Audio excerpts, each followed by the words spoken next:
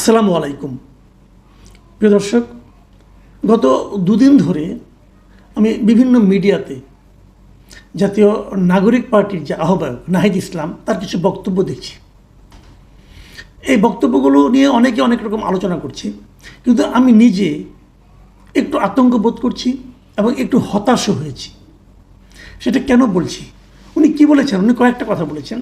উনি সরাসরি যে কথাগুলি বলেছেন, আমি যদি নাট সেরে বলি যে কি বলেছেন আসলে, তার মধ্যে মূল কথাটা হলো যে দুর্নীতি যদি হয়ে থাকে, দুর্নীতি অনেকেই করেছেন, উপদেষ্টারা করেছেন, বিভিন্ন রাজনৈতিক দলের নেতারা করেছেন, অর্থনৈতিক দুর্নীতি করেছেন, প্রশাসনিক দুর্নীতি করেছেন, ক্ষমতা দখলের দুর্নীতি করেছেন। এবং উনি আহ্বান জানিয়েছেন যে তদন্ত হোক, ইনভেস্টিগেট হোক, তাহলে দেখবেন কে কত সম্পদের মালিক হয়েছে, কে কত টাকার মালিক হয়েছে। একটা কথা বলেছেন উনি। আরেকটা কথা কি বলেছেন? আরেকটা কথা বলেছেন যে এই অভ্যুত্থানের যে সরকারটা ছিল, এই সরকারে যদি ছাত্র প্রতিনিধি না থাকতো, মানে তারা দুজন প্রথমে, পরে মাহফুজ আলম, তিনজন, যদি ছাত্র প্রতিনিধি না থাকতো তাহলে এই সরকার 3 মাসও টিকে থাকতো না। আরেকটা কথা বলেছেন যে কয়েকজন উপদেষ্টাকে বিশ্বাস করা আসলে ভুল ছিল, তাদের নাম তারা খুব শিগগিরই প্রকাশ করবে, কারণ এই উপদেষ্টারা নিজেদের আখের গুছিয়েছে এবং গণ অভ্যুত্থানের সঙ্গে তারা বিট্রে করেছে। 3 নম্বর কথা, আরেকটা কথা হলো যে কিছু উপদেষ্টা এরই মধ্যে নানা ধরনের রাজনৈতিক দলের নেতাদের সঙ্গে লিয়াজও তৈরি করছে, লিয়াজও মেনটেন করছে, এবং এর মাধ্যমে তারা সেফ এক্সিট খুঁজছে। মোটের উপর অনেক কথার মধ্যে আমার কাছে এই কয়েকটা কথা আমার কাছে খুবই গুরুত্বপূর্ণ মনে হয়েছে। প্রথমত, উনি দুর্নীতির ব্যাপারে ইনভেস্টিগেশন চেয়েছেন। এটা আমি মনে করি খুব জরুরি। প্রশ্ন হচ্ছে, ইনভেস্টিগেশন কে করবে? যারা ইনভেস্টিগেশন করবে তারা নিজেরাই তো দুর্নীতিতে আকণ্ঠ নিমজ্জিত বলে নাহিদ ইসলামের অভিযোগে পাওয়া গেল। সরকার কি করতে পারে? একটা দুর্নীতি ব্যাপারে একটা কমিটি করে দিতে পারে। সেই কমিটিতে কে থাকবে? কয়েকজন উপদেষ্টা থাকবেন। হয়তো এমনও হতে পারে যে উপদেষ্টাদের উপরে নাহিদ ইসলামের অভিযোগ তারাই ওখানে আছেন। তাহলে এটা কী হবে? এটা কীভাবে সমাধান করা যাবে? আলোচনায় আসছে একটু পরে। আরেকটা কথা বলেছেন উনি যে কয়েকজন উপদেষ্টাকে বিশ্বাস করা ভুল ছিল, অচিরেই তাদের নাম প্রকাশ করবেন। ভাই নাহিদ ইসলাম, নাম এখন প্রকাশ করলে সমস্যাটা কি আপনার? বলেন। যাদের আপনি বিশ্বাস করে ভুল করেছিলেন, যারা নিজেদের আখের গুছিয়েছে, যারা গণ অভ্যুত্থানের সঙ্গে বিট্রে করেছে, তাদের নাম আপনি এখন প্রকাশ করতে চাচ্ছেন না কেন? যদি আপনি জানেন চাচ্ছেন না এই কারণে তাদের সঙ্গে আপনারা আরও কিছু লেনদেন, আরও কিছু দর কষাকষি করতে চান, এই জন্য কেন প্রকাশ করছেন না? তারা যদি গণ অভ্যুত্থানের চেতনার সঙ্গে, গণ অভ্যুত্থানের চিন্তার সঙ্গে বিট্রে করে থাকে আপনি মনে করেন, তাহলে আপনি তাদের নামটা কেন প্রকাশ করছেন না? না করে কি আপনি জনগণের সঙ্গে বিট্রে করছেন না? আপনি জানেন কিন্তু বলবেন না কেন ভাই? গণ অভ্যুত্থানটা কি আপনার নাকি জনগণের? জনগণের গণ অভ্যুত্থান। জনগণের গণ অভ্যুত্থানের সঙ্গে যারা বিট্রে করেছে তাদের নাম আপনি নিজের মনের মধ্যে রেখে দিয়ে কার সঙ্গে দর কষাকষি করবেন? কী দর কষাকষি করবেন? মালপানি কামাবেন, নাকি ক্ষমতা আরও সুদৃঢ় করবেন, নাকি সরকারের কাছ থেকে কিছু সুযোগ সুবিধা নেবেন? কী করবেন বলেন? আপনি যদি জানেন এখনই প্রকাশ করেন, আর যদি প্রকাশ না করেন তাহলে তো আমি বলবো আপনি জানেন না, আপনি এটা রাজনীতি করছেন। আপনি জানেন না, আন্দাজি ঢিল মারছেন একটা। এটাও তো হতে পারে। কিন্তু মানুষ আপনাকে বিশ্বাস করে এই কারণে যে আপনি নিজে উপদেষ্টা ছিলেন। কোন উপদেষ্টা কী করেছে এটা আপনার জানা, যদি আপনি বলেন যে আমি জানি, তাহলে মানুষ অবিশ্বাস করবে না। যখন আপনি উপদেষ্টা ছিলেন তাদেরকে খুব ঘনিষ্ঠভাবে দেখেছেন, এবং দেখে হয়তো আপনার মধ্যে সেই ধারণাটা হয়েছে। সেই ধারণাটা আপনি জনগণের সঙ্গে শেয়ার করতে পারেন। শেয়ার না করলে আপনি কবে শেয়ার করবেন? কার কাছে বলবেন? যখন বলবেন তখন তার সময় থাকবে না ভাই। এইগুলো হলো একটা পুরোনো টেকনিক। আমি বহুবার দেখেছি, আমাদের বন্ধুবান্ধব অনেকে দেখেছি, কারো ব্যাপারে কোনো অভিযোগ করে, ওই আমি তার নাম বলতে চাই না। ভাই নাম বলতে চান না কেন? কেন নাম বলতে চান না বলেন? এইগুলি ভাই আমি একদম অপছন্দ করি। আমাকে অনেকে বলে, ভাই তোমার কাছে না একটা গোপন কথা বলতে আসছি, তুমি কিন্তু কাউকে বলো না। আমি যদি আমি কাউকে না বলতে পারি তাহলে আমাকে তুমিও বলো না। ভাই এটা যারা আমার সঙ্গে কাজ করেছেন গত 30-32 বছর বিভিন্ন প্রতিষ্ঠানে, আমি তো অনেক প্রতিষ্ঠানে ছিলাম, তাদেরকে জিজ্ঞাসা করে দেখেন। এটা কিন্তু আমার একটা কমন ডায়লগ। ভাই আমার কাছে গোপন কথা বলেন না, আমার কাছে গোপন কথা বলার দরকার নাই। যে কথা আমি কাউকে বলতে পারবো না সেটা শুনে আমার কী লাভ? আমি এটা শুনতেই চাই না। আর আমাকে যেটা বলবেন সেটা আমি গোপন রাখতে পারবো না, কারণ আমি ওই বুদ্ধি খাটিয়ে কিছু করতে পারি না। যে অমুকের কথাটা বলবো, তমুকের কথাটা বলবো না, এটা ভাই আমার দ্বারা হবে না। আমি যা জানি আমি সব বলে দিই, এটা আমাকে বলেন না। কাজেই যদি কেউ বলে যে ভাই আমি না এটা বলবো না, নাম বলবো না, কিন্তু ঘটনাটা বলবো, তাহলে বুঝতে হবে ওই লোক মিথ্যা কথা বলতেছে, ও বানিয়ে বানিয়ে বলতেছে। আপনি শিওর থাকেন।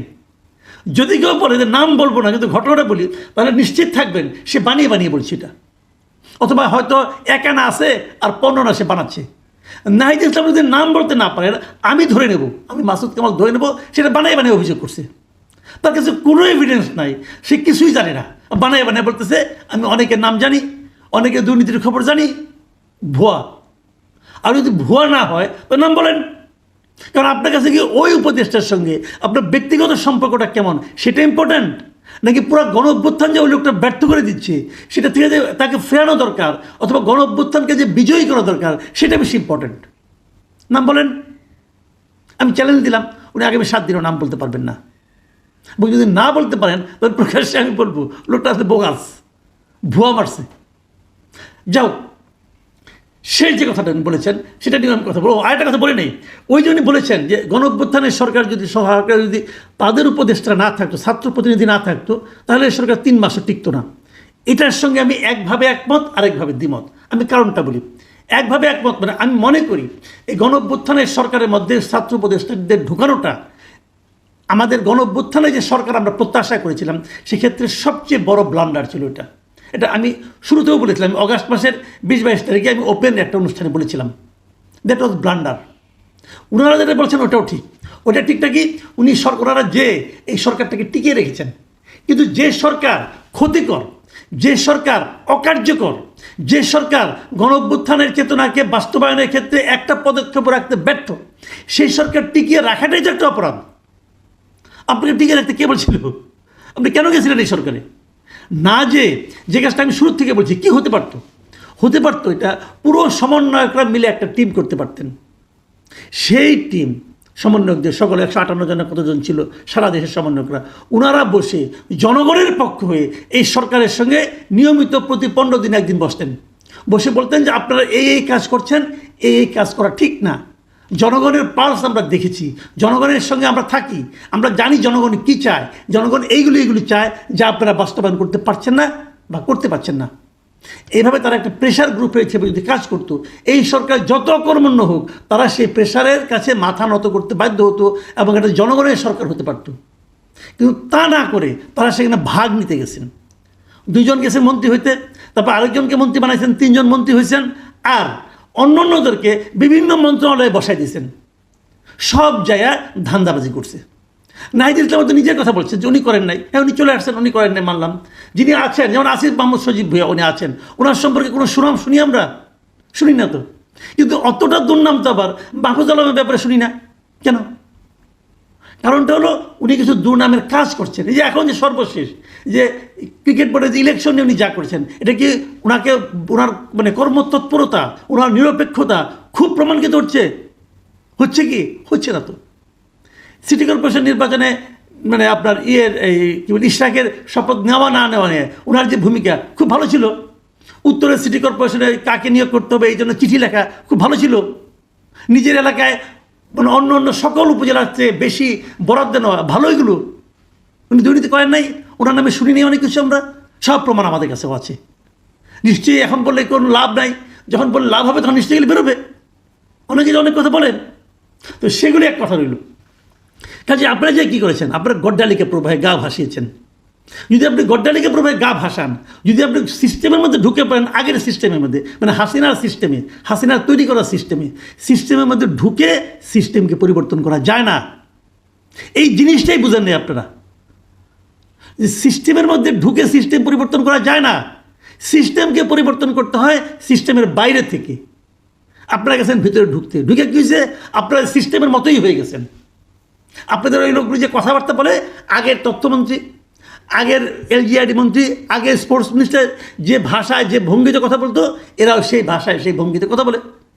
কারণ তারা সিস্টেমের মধ্যে ঢুইকা সিস্টেমের কাছে আত্মসমর্পণ কইরা তারপর তারা নিজেদের আখের গোছানো শুরু করছে। আপনি কী করবেন? এইভাবে হয় না। ভুলটা ওখানে করেছেন। হ্যাঁ, সরকারকে টিকে রেখেছেন, নিজেরা সরকারের পার্ট হয়ে নিজেরা সিস্টেমটাকে বদলানোর যে মূল লক্ষ্য ছিল সেই লক্ষ্য থেকে বিচ্যুত হয়ে গেছেন আপনারা। শেষ কথাটা বলে আমি আলোচনা শেষ করব। যে কথাটা উনি বলেছেন যে কয়েকজন উপদেষ্টা সেফ এক্সিট নেওয়ার জন্য এখন থেকে পরিকল্পনা করছেন, এটা একটা চরম সত্য কথা। দুর্নীতি হচ্ছে, উপদেষ্টাদের অনেকেই দুর্নীতির সঙ্গে জড়িয়ে গেছেন, আমরা কিছু কিছু বুঝতে পারছি। অনেকের সম্বন্ধে অভিযোগ আসছে, সেগুলো হয়তো জাজ হবে, অলরেডি জাজ শুরু হয়েছে। কিন্তু এরা কেন করছে এরা জানে না, ওরাও জানে। তাহলে তারা কেন করছে? তারা সিদ্ধান্ত নিয়েছে ওনারা শেষ মুহূর্তে দেশ থেকে পালিয়ে যাবেন। ওদের বিদেশে অনেকের দ্বিতীয় একটা জায়গা আছে, সেকেন্ড হোম আছে, অনেকের আপনার মানে ডুয়েল সিটিজেনশিপ আছে, অনেকের গ্রিন কার্ড আছে, নানাভাবে আছে। বিপুল অর্থ পাঠিয়েছেন, সেই অর্থ দিয়ে ওখানকার সিটিজেনশিপ কেনা যাবে। অনেকে নগদ টাকা পাঠিয়েছেন, অনেকে বিটকয়েনে পাঠিয়েছেন। বিটকয়েন নিয়ে যে কী হচ্ছে এটাও তো আমরা জানি কিছু কিছু। বিটকয়েনের দুর্নীতি আমরা কিছু কিন্তু অলরেডি জেনে গেছি। তো অনেকে বিটকয়েন পাঠিয়েছেন, নানাভাবে তারা বিদেশের সম্পদ পাচার করেছেন। এবং এই জন্যই তাদের জন্য সেফ এক্সিট দরকার। এই জন্য কয়েকদিন আগে আমি বলেছিলাম, যেটা নিয়ে অনেক আলোচনা করছেন, অনেকে দেখি ফটোকার্ড বানিয়ে আমার নামে নানা কথা বলছেন।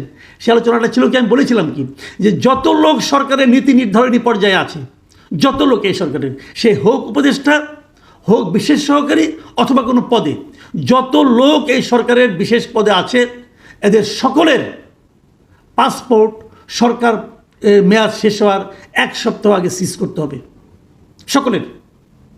এবং তাদেরকে নিয়ে একটা বিচার বিভাগীয় তদন্ত কমিশনের সামনে তাদেরকে হাজির করতে হবে। বিচার বিভাগ তদন্ত কমিশন যাকে বলবে হ্যাঁ এ মুক্ত, এর কোনো দুর্নীতি নাই, তাকে আমরা ছেড়ে দেবো, যান আপনি বিদেশ যান অথবা না যান আপনার ইচ্ছা। আর যারা ডুয়েল সিটিজেন তাদেরটা সবচেয়ে আগে করতে হবে। যত লোক আছে বিভিন্ন দায়িত্ব ছিল সবাইকে, কে কত দুর্নীতি করে তার হিসাব নিয়ে তারপরে দেশ থেকে তাদেরকে বিরত দেওয়া উচিত আমি মনে করি। এটা করেন, একবার সব ঠিক হয়ে গেছে।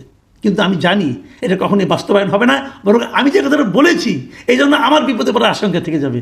ভাই, বিপদকে আমি ভয় পাই না, বিপদ জেনেই মাঠে নেমেছি।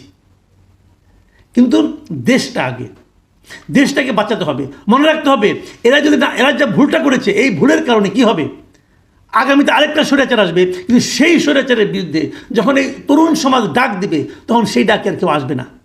এই কারণে আসবে না, মানুষ মনে করবে এরা তো তরুণ সমাজ, এদের উপর ভরসা করা যায় না। কারণ একবার ভরসা করেছিলাম, করে ঠকেছিলাম, বারবার ঠকতে কেউ চাইবে না। প্রিয় দর্শক, আমি মনে করি এখনও সময় আছে। নাহিদ ইসলামকে বলবো এখনও সময় আছে, চেষ্টা করুন, ট্রান্সপারেন্ট হন, দুষ্ট লোকদের নাম প্রকাশ করুন, তাহলে দেখবেন জনগণের কাছে আপনার গ্রহণযোগ্যতা বাড়বে। না হলে জনগণ আপনাকে, আপনার দলকেও একটা গতানুগতিক রাজনৈতিক নেতা এবং দল হিসেবে বিবেচনা করবে। তারপর যেই লাউ সেই কদুই থাকবে। প্রিয় দর্শক, এখন এ পর্যন্তই। আল্লাহ হাফেজ।